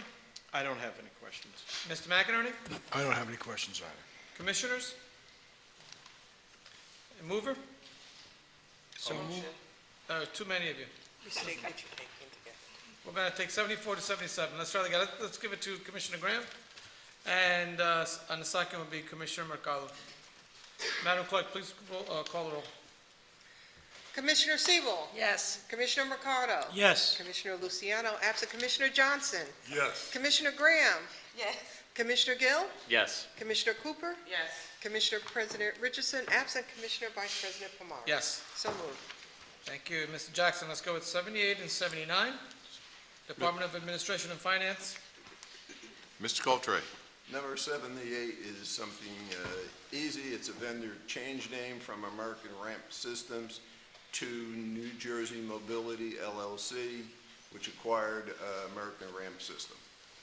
Number 79 is a contract awarded to 3 lowest responsible bidders for various items, which were promotional items similar to the person on my left, with decals, et cetera, for all of the county department and agencies to use, not to exceed $200,000. It's open-ended as needed.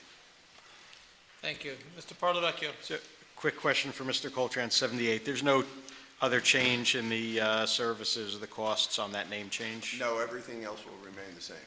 Thank you. Thank you, Mr. Parlavecchio. Mr. McInerney. No questions. Commissioners? Mover? I'll move it. Thank you. Commissioner Sebold? I'll second. Commissioner Mercado? Madam Clerk, please do the roll. Commissioner Cooper? This is for 78, 79, and 80, right? 78 and 79. Yes. Commissioner Gill? Yes. Commissioner Graham? Excuse me. Yes. Commissioner Johnson? Yes. Commissioner Luciano, absent. Commissioner Mercado? Yes. Commissioner Siebel? Yes. Commissioner President Richardson, absent. Commissioner Vice President Pomares? Yes. So moved. Okay, let's, Mr. Jackson, do 80 and 81, Department of, I'm sorry, is that correct? Yeah, that's right. Department of Administration and Finance, Human Resources. Thank you, Mr. Vice President. Item 80, as you know, as we've transitioned into state health benefits back in 17, we offered our employees a free dental DMO plan, and we will continue to do that. The proposal here, the request is to continue to do that. in the amount of $1,370,000, which is the same cost as last year. This is for employees who were, and retirees who were with us as of 12/31/2016. And again, the county covers the premium. What we've also done this year is to add a PPO option, a voluntary PPO option, which provides for a larger network and out-of-network coverage for employees, but again, it would be at employee cost. However, for employees who would select that plan, we would give them a credit for the amount that we would pay for the DMO plan. So it provides an opportunity for a little bit broader coverage for the employee with the benefit of getting the credit for the DMO that we already pay.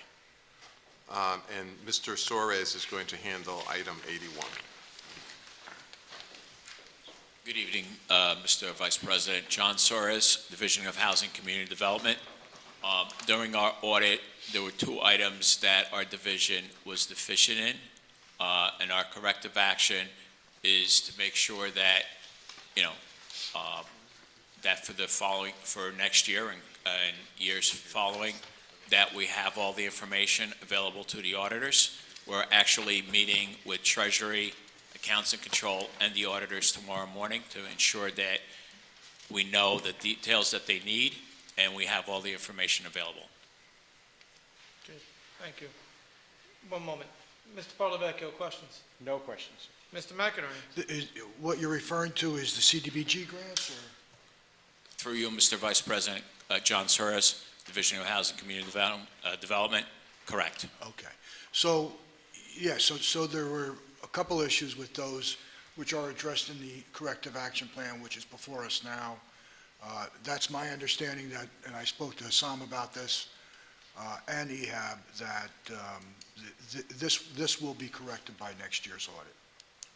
Okay. Is there any impact, Mr. McInerney, to us? I'm sorry? Any impact?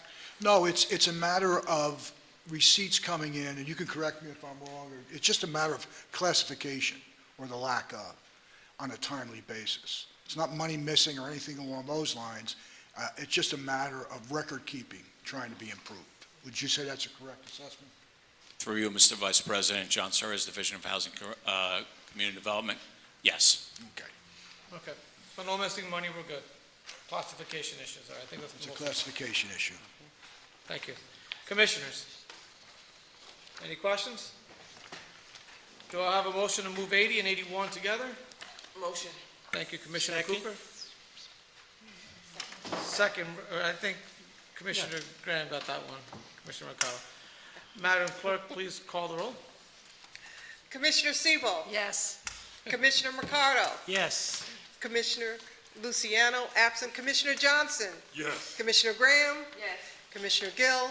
Yes. Commissioner Cooper. Yes. Commissioner President Richardson, absent. Commissioner Vice President Pomares. Yes. So moved. Thank you. Let's go on to number 82. Mr. Jackson. I believe 82 through, our next one would be 102, Mr. Vice President. Oh, my apologies. 82 through 101 are yours. I'll take it.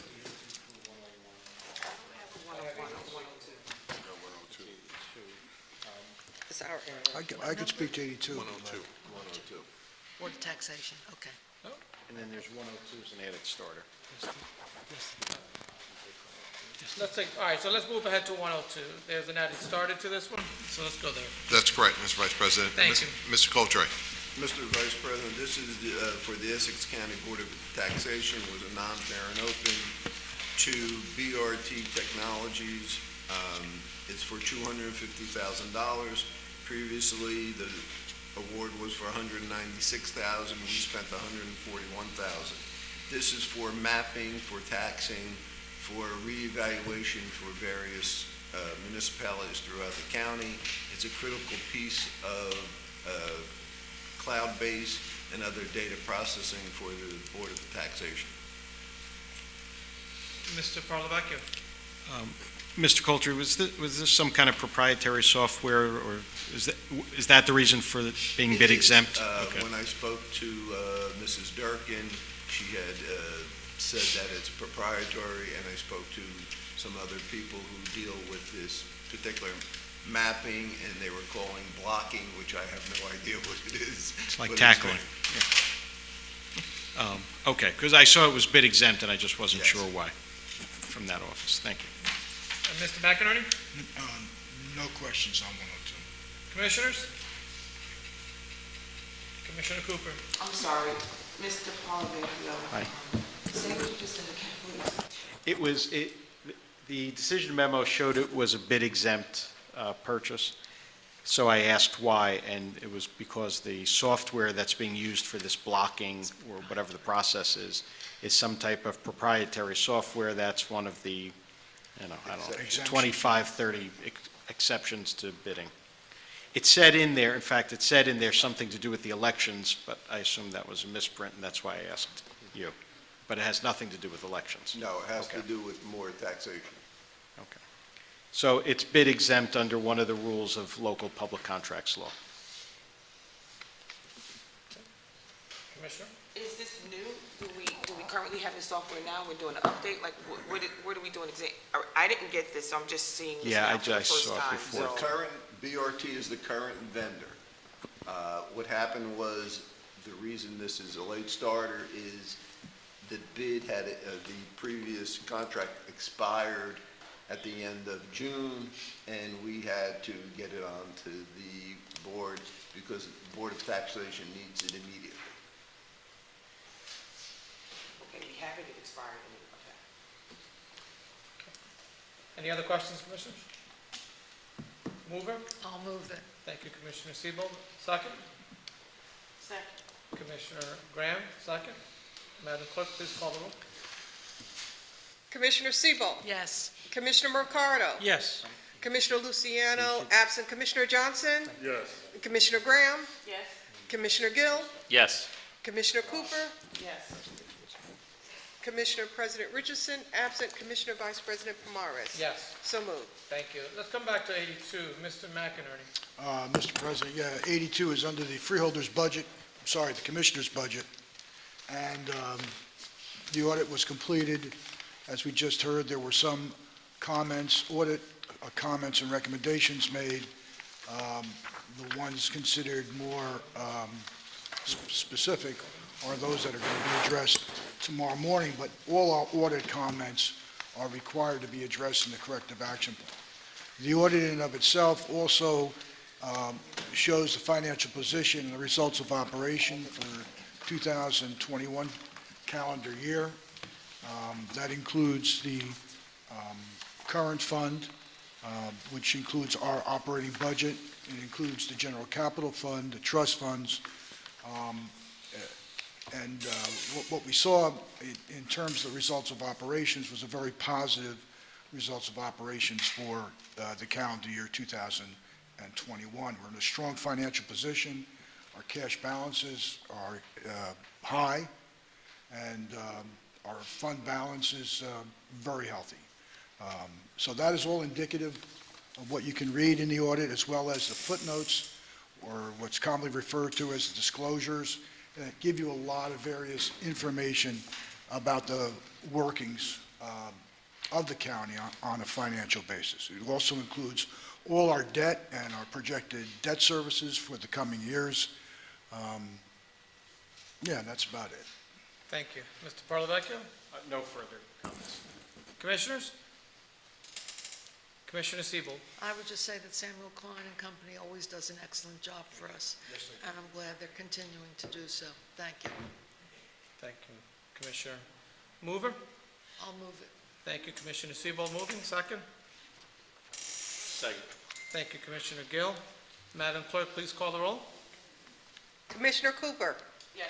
Commissioner Gill? Yes. Commissioner Graham? Yes. Commissioner Johnson? Yes. Commissioner Luciano, absent Commissioner Mercado? Yes. Commissioner Siebold? Yes. Commissioner President Richardson, absent Commissioner Vice President Pomares? Yes. So moved. Okay. Let's move on to 83 to 101. Commissioners, questions or comments? Motion. Second. Cooper moved it. Johnson seconded. Let's call the roll.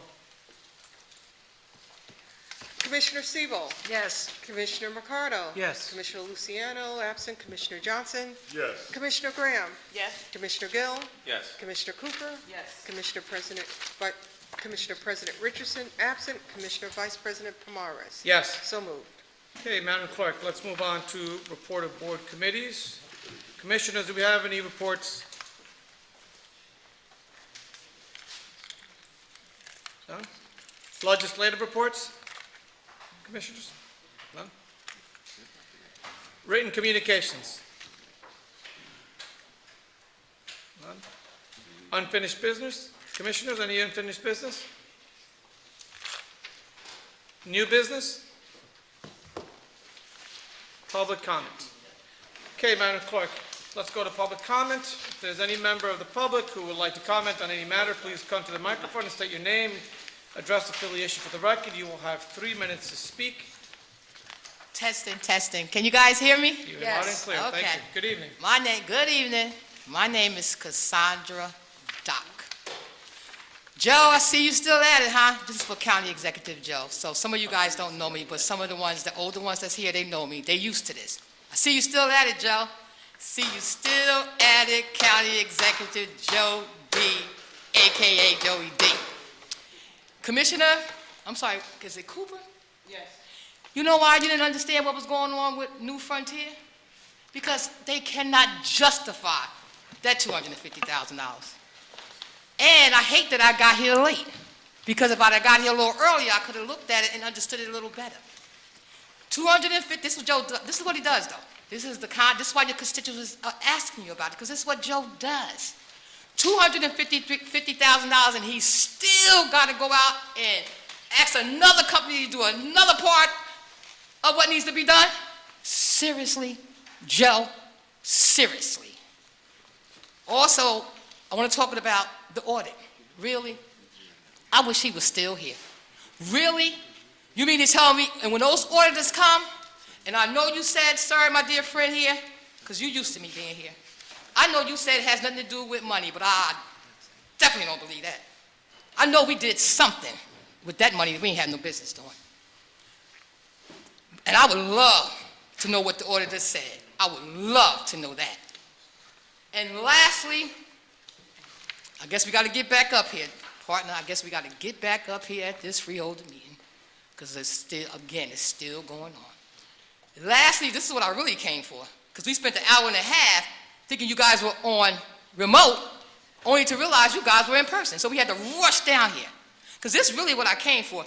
Joe, I don't know if you are, but it appears that you are racist and you are discriminating against the black kids that play football, because we don't have a scoring board like the Latino kids who play softball and soccer. For every one football field, they have about 10, maybe 20 softball fields and soccer fields. In fact, I came here just in time to hear one of the contractors talk about what he's going to do to improve the soccer field over at Branchbrook and Ivy. So you're up at Ivy now, huh, Joe? You're up at Ivy now, huh? So I got to get up there and see what's going on. 20 seconds. I see it. I'm watching it, Miss Carter. You know I know. So, to all those black, African-American, however we identify ourselves, commissioners, ask Joe why we don't have scoreboards for the football team, particularly in Weekway Park, where Brick City play. Thank you, guys. Good to see you. Thank you. Public comment, come up, sir. Good evening.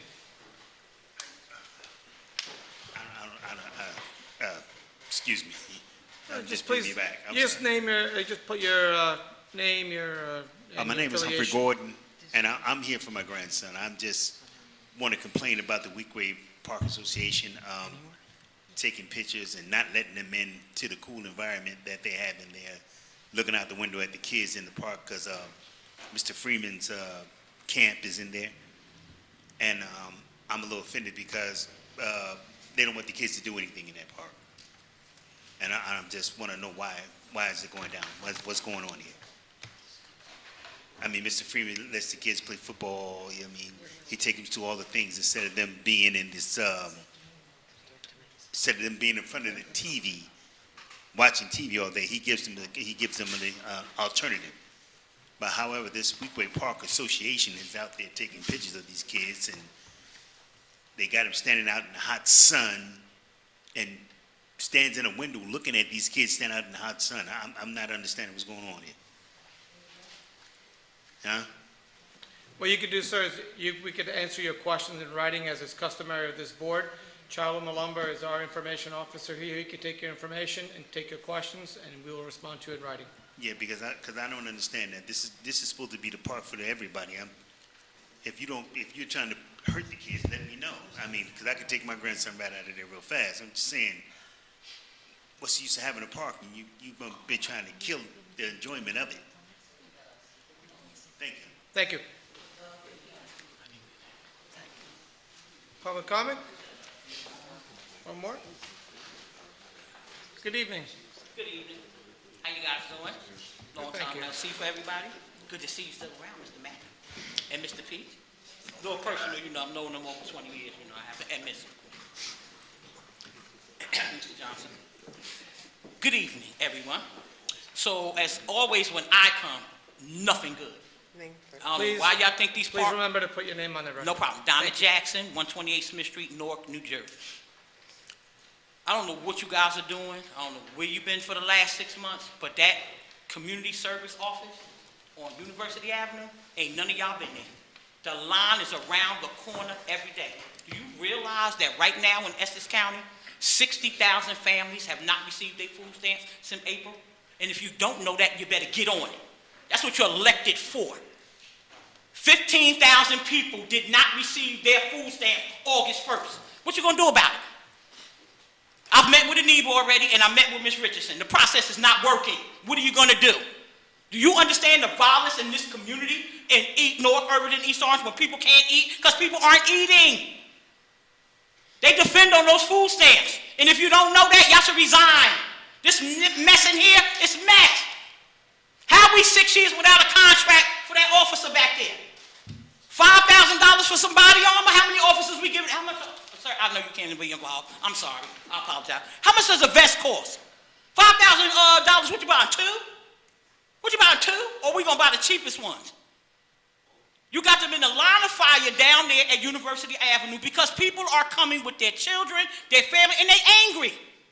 I had to go down there and do a live and embarrass y'all, as you should have been, for having those families stand out there. When you got a beautiful building with 6 waiting rooms and you ain't let the people inside. And it's still going on. Why are the workers dealing with rats in that building? Y'all better get down there. You're looking at me like deer with headlights. You know why? Because you're not involved. Stop being worried about what Joe's agenda is and worry about the people. It's too much money coming in this county. What are you doing about the consent decree? What are you doing about it? $10 million for a new roof on the jail? The jail ain't that old. Y'all need to start holding these contractors accountable. Where did y'all get all this money to give to North Star and team to give them North 13th Street School? Y'all just sit back and act like this is okay. Our public school kids need stuff too. So now y'all in the housing business and the construction business? 30 seconds. Yes, ma'am. And we just giving money away? You had 5 major vaccine sites. That's why I shouldn't be nobody standing outside at University Avenue. Because y'all should take these raggedy county buses and you should be driving the people up there. You're paying rent. You're paying rent at the Kmart, at the Sears. You didn't ask me if I agreed. And lastly, we're going to have some accountability about these illegal voting machines that y'all purchased. Because I ran for office, and you cheated me out my seat, so I'm filing a lawsuit. Time's up. Yes, ma'am. I'll be back. Thank you, ma'am. Anybody else for public comment? Okay, Madam Clerk, let the record reflect that there's no one else here to speak at this time. But let's move on to Commissioner comment session. Commissioners. Commissioner Cooper. Thank you, Mr. Vice President. I want to commend the administration, Mr. Jackson and Mr. Walker, for that wonderful program that you hosted for small business and vendors that was interested in doing business with the county and bringing resources. So I hope to see that the next time Mr. Walker put that program together, one of the contracts that we just awarded tonight will be able to do a bigger and better outreach. I was inundated with my inbox about that program for so many people who had missed it because they were not aware of it. And you know, from attending that program, it was standing room only. You could barely get in the door. So I would encourage you that the next time we do it, we need to give more of a lead time, more outlets to advertise the program and use a bigger venue. And I know my ask for Mr. Walker is some actual technical assistance. We do a great job, and Joe and the administration, you guys do a fantastic job with managing the county. One of the things that breaks my heart that I would love to see us work on is how can we get more Essex County-based businesses involved with the contracting opportunities that we have here? You know, tonight alone, just with Public Works, we awarded 9 contracts. Only one of those entities was based here in Essex County. And again, a lot of those, the contractors tonight have been working with us for a lot of years. They do fantastic work. But there are a lot of women and minority-owned businesses based here in Essex County that we've got to figure out how we can, you know, embrace them, work with them so that they can step it up and do better at scoring better on some of these things. I know the workshop that you hosted, one of the 2 resounding comments that I heard the most was they're not always aware of the RFPs. So Mr. Coltree, I directed a lot of people to your office to go to your website, to reach out to you, to walk them through how to sign up to get those RFP and bids. And then the other one is they're not always understanding the bid documents. You know, sometimes that 100-page document is scary to a small business owner. And so I'm looking forward to Tim and his office getting out, doing more of what we saw a month ago. Thank you. Commissioner Siebel. Thank you. If I could just add to that, the Livingston Chamber of Commerce wanted someone to come and talk about small business in Essex County, and I made arrangements with Anthony Puglisi, and Tim Walker came, and he gave a wonderful, wonderful presentation. He was really excellent. And you mentioned him, so I just wanted to make sure that you all knew that he was really terrific. Thank you. Anybody else? If 102 agenda items isn't baptism by fire, I don't know what is, but I want to thank you for indulging me here. Thank you for doing an excellent and going job. through that. I have one more thing I want to close with Commissioner Gill. Thank you, Mr. Vice President.